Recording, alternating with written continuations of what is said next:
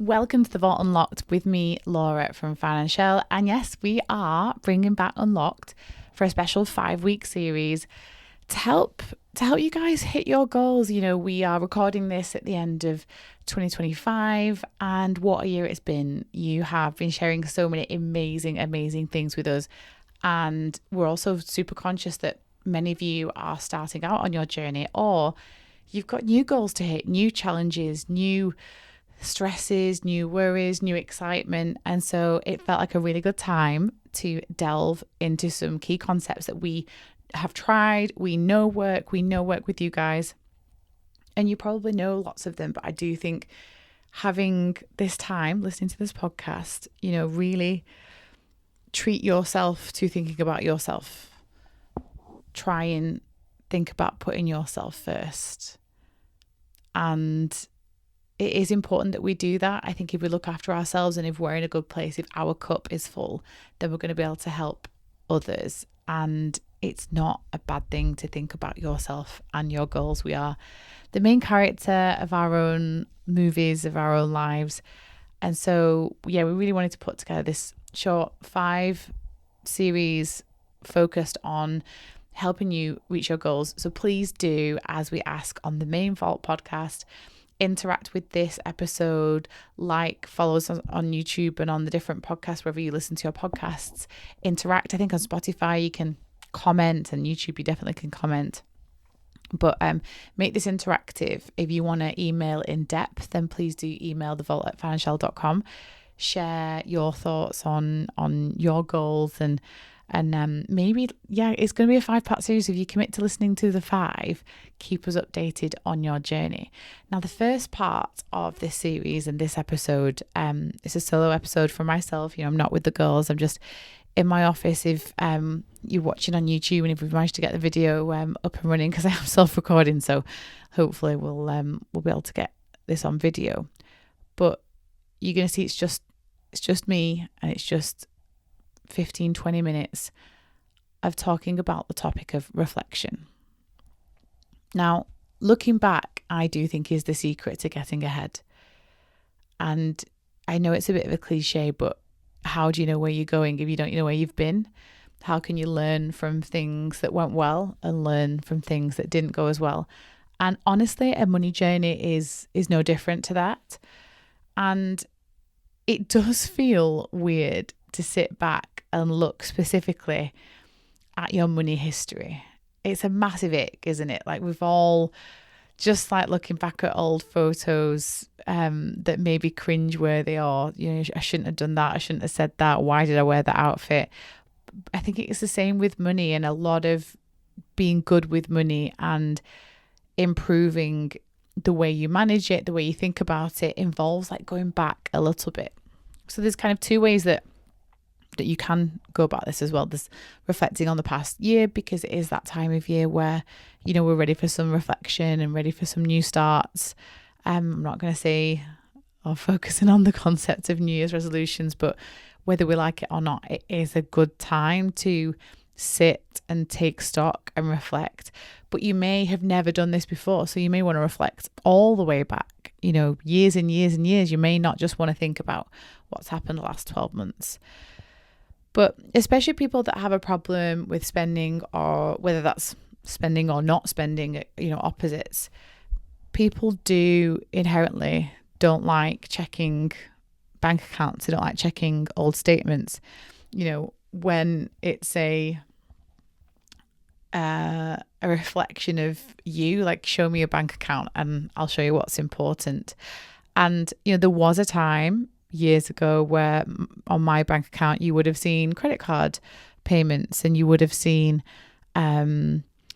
finance payments, car finance. You know, big chunk of payments would have been going to debt. You would have seen lots of like meals out at, you know, not even super nice places, just eating out. And you would have seen, oh God, it's not even going anymore. It is in a little bit of a way, but Topshop or Selfridges. You'd have seen just a lot of payments for a lot of stuff.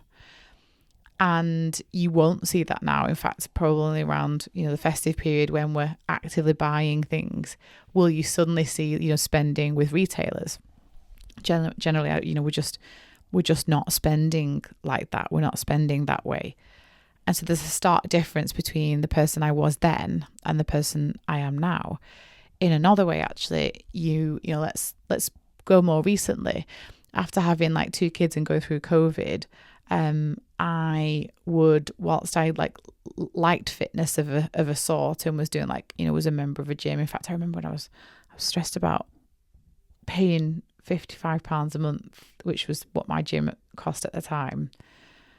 But then I would very easily get takeaways and get, the family a big Indian meal, and I wouldn't think twice about buying nice bottles of wine and, convenience meals out on the go, or like treat sandwiches at lunchtime, and actually specifically not healthy stuff, just like whatever was available. And because it was food, I didn't really look at the price.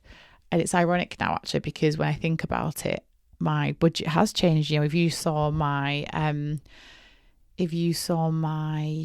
accounts, what would you see? Like, you would see one, not expensive, but up there, gym membership. You would see lots of you that follow me online know that I'm really into high rocks. You will see payments for entering high rocks races. You will see payments at like my protein, for some protein and for some gym outfits, or maybe Gymshark. You would see Adidas purchases when I purchase like some good trainers. You will see that in my budget, but I have got to a point, especially doing the Financielle playbook and going through Survive, Build and Grow. I am in Grow. And so where I have disposable spending, it does reflect who you are and where you're up to. And I will have seen even a change in the past 3 to 4 years of money going towards food. And I mean like mindless food, not like really nice restaurants or nice experiences or nice birthday things, but literally just, should we eat out? Should we have tea out? Should we get a takeaway? Versus, actually spending more on the food shop and more on some meal prep meals some weeks, but gym. And yeah, I think that maybe it's hard to confront the person that we were and to really think about what it was like at that time. But, so we have to do it to know how we're going to change things going forward. And a fresh start, when we're talking about whether it's the new year or whether it's next month or whether it's whenever you are listening to this podcast and thinking, we're going to have a fresh start, we're going to start again.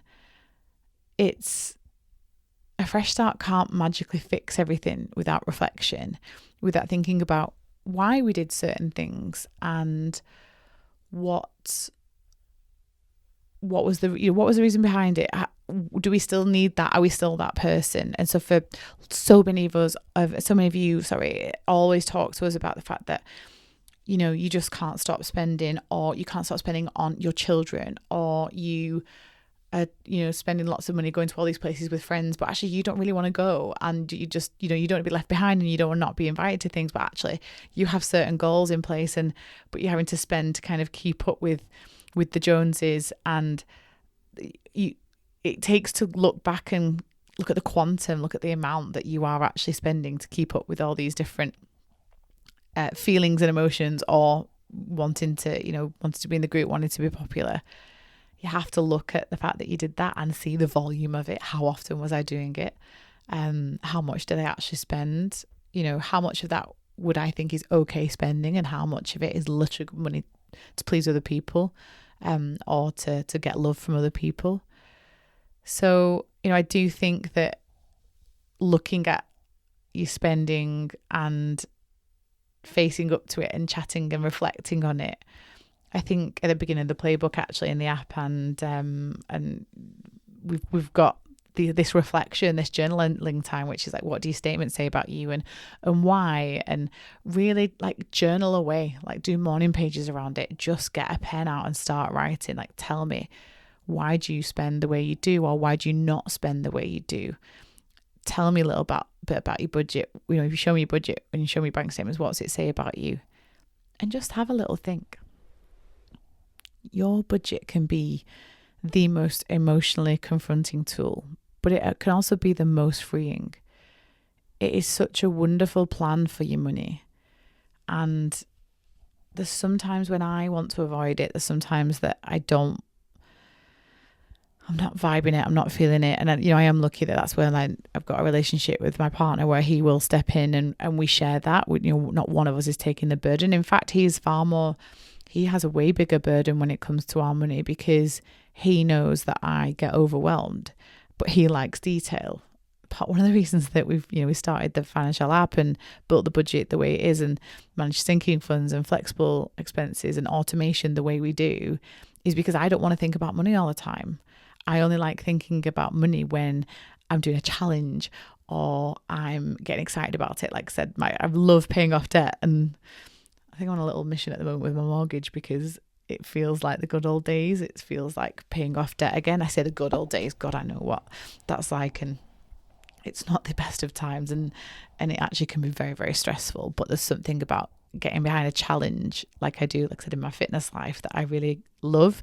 But when it becomes the day-to-day, I do struggle, hence why the whole of Financielle and the method of managing the money is a strategy and a methodology that you can put in place. And if you want to go all in and get very excited about it and track every penny, do. But if you don't want to, you can still run your budget in a particular way and then let it go. Have your little pots and crack on until the end of the month.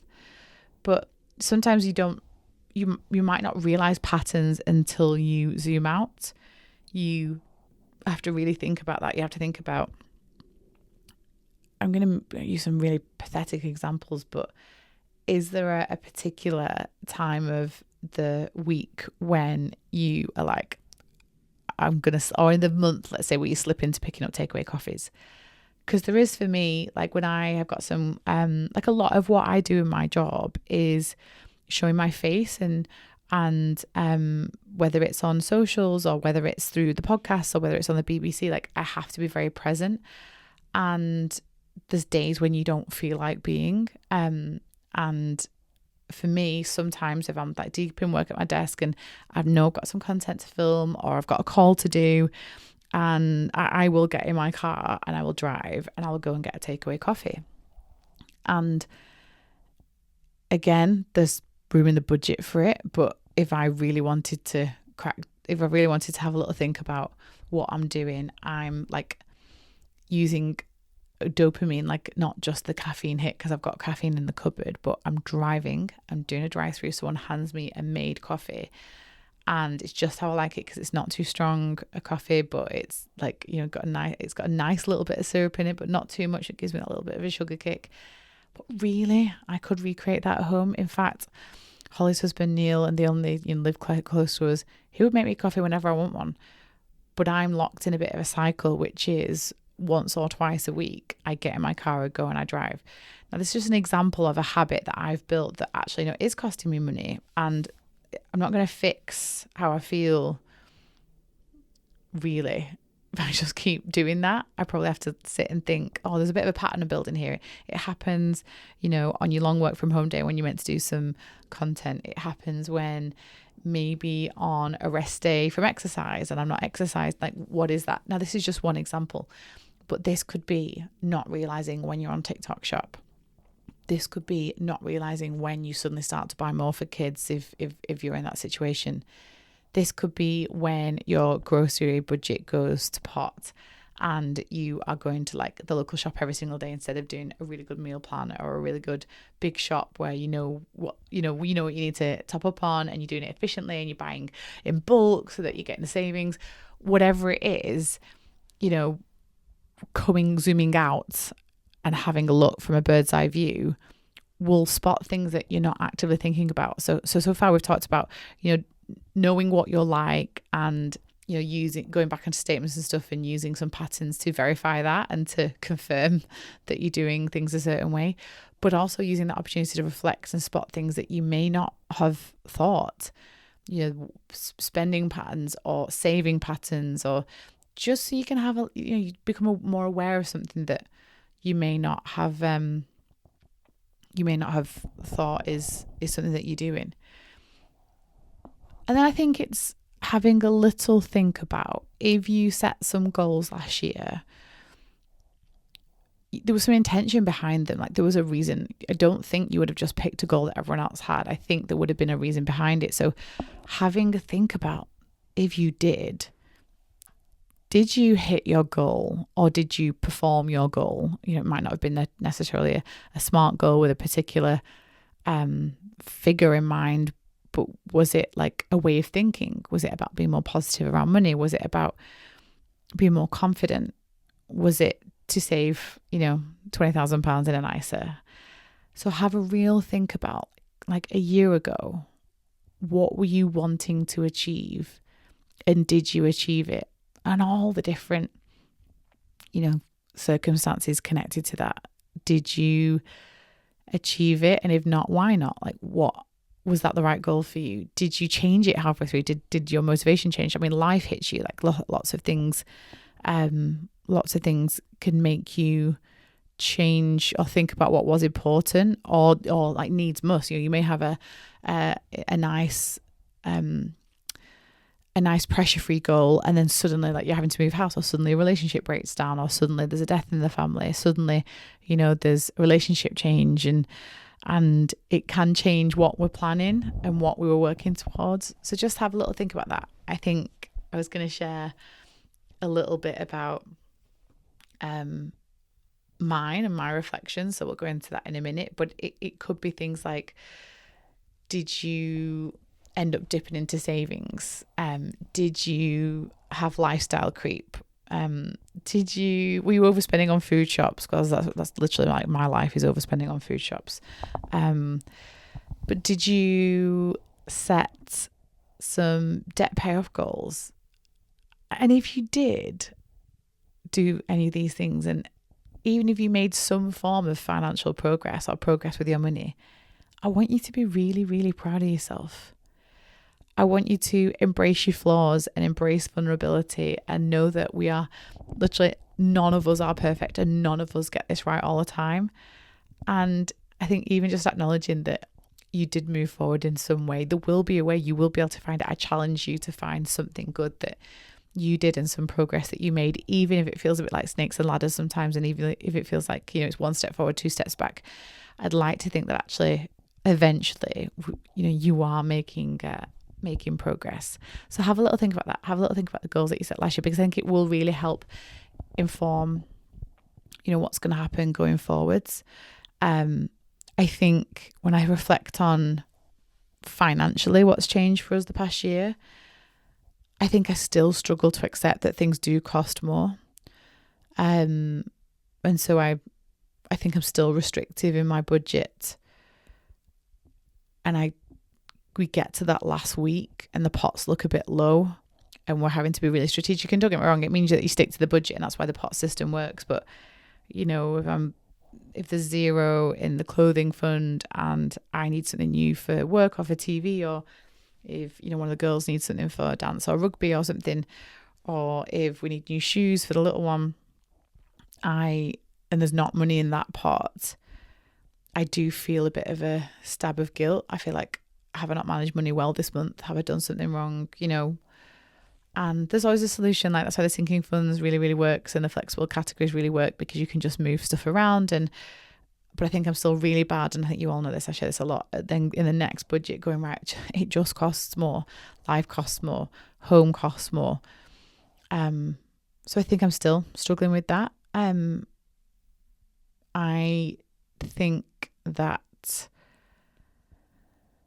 we have an awful lot of stuff, and that is not just because of us, it's because of other people that may give us stuff. So for example, a great example, like Holly has 2 boys, so she gives me stuff all the time, which is great for Ali, the younger boy. So it's amazing, because he gets amazing stuff from my nephews, because they're into football and they're into the same things, and these are really good quality coats and stuff like that. But what I've not been very good at is sorting through and get them all organised into some really good either boxes or I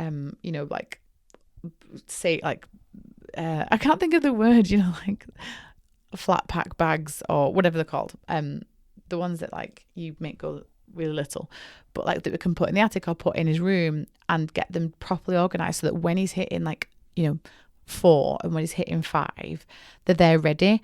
What I've done is I've just gone, yeah, thank you. And they're all in bags and they're in his room, and his room looks a little bit of a mess because they're all at the end of his bed, like hidden a bit, but then you can see. And I don't know, he could be wearing some of those clothes now. But what I'm not doing is kind of going through his older stuff properly, donating that and then keeping it. And I think I'm on a bit of a ramble about that because that's starting to happen with quite a few things. Like, we've been in this house 6 years now. We're not big buyers of stuff, but for birthdays or for books or, we get given stuff and gifted stuff and we just keep hold of it. And I think we're ready to go through stuff and re-embrace that minimalism and gift and give to, charity where we can, so that we have a nice, lean but usable house full of things. And then when we want to buy things and when things are in my budget, the budget's big enough to buy quality and buy things that we really, really want. So, my sister, for example, by giving me some of the clothes for Ali means that his day-to-day like nursery stuff and, play in the mud stuff, I've got stuff. I don't need to go buy that. But when he needs like some really nice socks that just feel really nice, or when he needs some new shoes, or when he needs, something like nice for a birthday outfit or a holiday outfit, I should be going buy something nice for him and intentionally doing that. But when I look at the budget looks tight, I go, oh, I don't need to. That was a bit of a ramble. I'm sorry. I feel like I went on a tangent there, but I've just got this thing about, we have a lot of stuff. We're very, very lucky, but it's not organized. And so I might go out and buy something and something's right under my nose. One of the kids might ask for something and I go out and get it, and actually we've got it, but because we're not organized, it's not there. I still reflect on the fact that I get overwhelmed, and I avoid the detail. And again, I'm really lucky that I've got a partner that excels at that kind of thing and steps in, and that's okay. But it's just knowing my blind spot, knowing that, a lot of people would be surprised to know that, but I do shy away from the numbers sometimes. It's why, like I said, the financial system works so well. I think when I was reflecting, I also thought it's a good job I automate, because I'm nowhere near as ambitious with my money goals as when I was paying off debt. So because we automate investments and we have a plan for the kids' investments and we do extra investments, luckily that's happening. And that is the beauty of it, that you don't have to be thinking about these things all the time. I do now feel, because we've got through the debt payoff stage, and we did heavily save, that in this growth stage we're quite lucky that things happen in the background because we chose to automate it. And if we didn't, things wouldn't happen. And the market has performed particularly well this year. People talk about a bubble here, there and everywhere. I think because we are so much for the long term, and we're not approaching retirement, and some of you guys listening are, and that may be of some concern. You may be investing in a LISA to be able to use it for a house deposit in the next 2-3 years. Again, those amounts won't be absolutely huge. They'll be huge to us, but not life-changing amounts of money, so we don't have to worry too much. But I'm not bothered about performance, but I sit there and look and go, wow, actually, like, investments perform well this year. And had I not been investing little and often with my husband, our portfolios and our children's portfolios would have just been like empty, or would have been stagnated in like a savings account. And I'm glad we did that. And I think I am just so grateful for the playbook stages, because being able to follow a plan, it means that we just followed it and grow. You put your excess. The worst thing you can do when you get to grow is then spend everything, because you're like, I'm debt free now, like I've got some good savings, and then lifestyle creep comes in. And I love that. I think we need to get the balance right, but I think I need to make sure that budget's wide enough and the categories are big enough. But I'm so grateful for this playbook and this process, which means we're just the time is passing anyway. So by automating and by transferring money into our investment accounts, that is growing. And like I said, it has performed so well this year. Like, so much of it, feels like free money. It really, really does. Between the growth and the government contributions, depending on where we've been putting the money, it is like huge amounts, but it started off tiny, and it was just, time is passing anyway. Like, I can't believe how I can't believe I'm 38. I don't know how old you guys all are when you're listening to this, and you may be much younger or much older, but time is passing. And you don't want to wish that you'd have started this. If you don't want to think next year, I wish I'd have started this a year ago. And that you're only just starting. And this may be part of your reflection. You may be reflecting and thinking, God, I wish I'd have done this a year ago. So yeah, like I'm definitely, when I think back on our year, I don't think we were aggressive about money goals. And I think that was okay, because I've been dabbling at the overpaying mortgage playing at the moment. Something that I was keen to invest and was kind of happy with the mortgage the way it was. But there's something about it which, if I can get savings here and there, if I can automate my investments, but if I can make a little bit of money or do a bank switch or, sell something, husband and I just keep thinking, let's put it off the mortgage. And that is a new thing, but I've got a little bit of buzz back. I've got a little bit of excitement, and, our mortgage is £290,000. Like, it's a chunky mortgage. It really is. We're going to be nowhere near a 10% overpayment threshold, especially because we're putting money into investments. But it does get me excited, and we'll come on to goal setting in later ones, in the rest of the series. But for now, my big reflection has been, like, thank God for the automation, because I don't think I would have been happy with, definitely wouldn't have been as happy with the progress that we've made had it not been for that.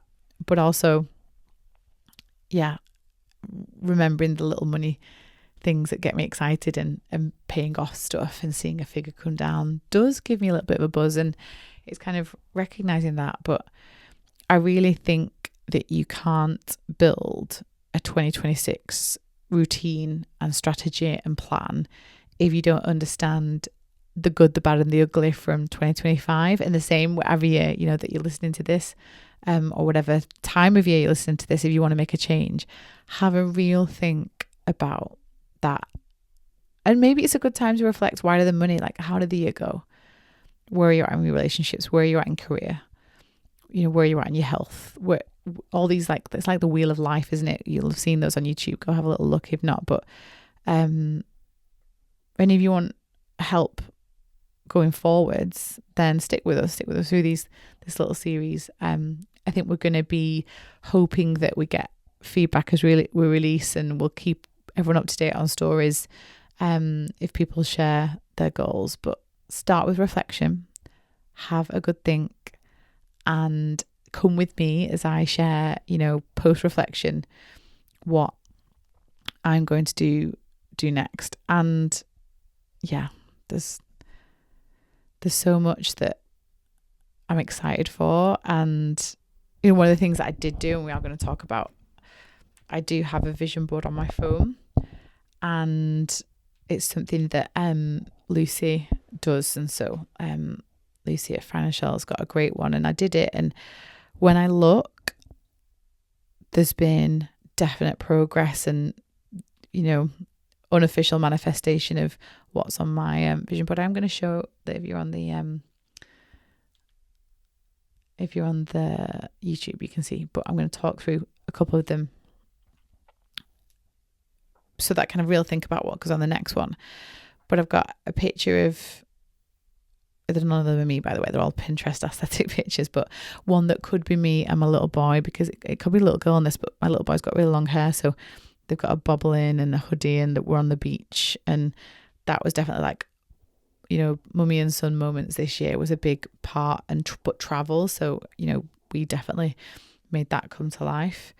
There's a picture of me and my husband, but it's not me and my husband, but we look very cozy on a couch with some nice curtains and a nice rug, but we just look cozy, and there's time for us. And the picture of this couple is they're not on phones, and they're not got kids with them, they're having time for themselves.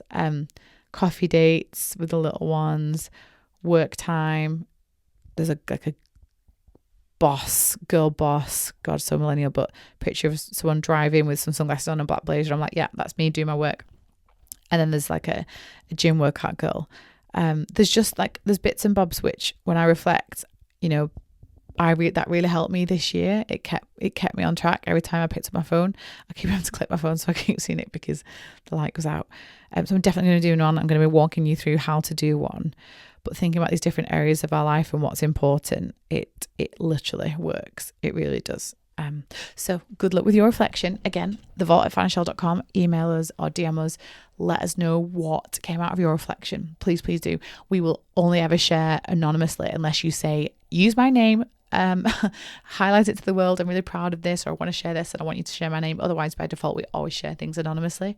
So share with us what came out of this. What did you reflect on? What did you realize? What did you know all along?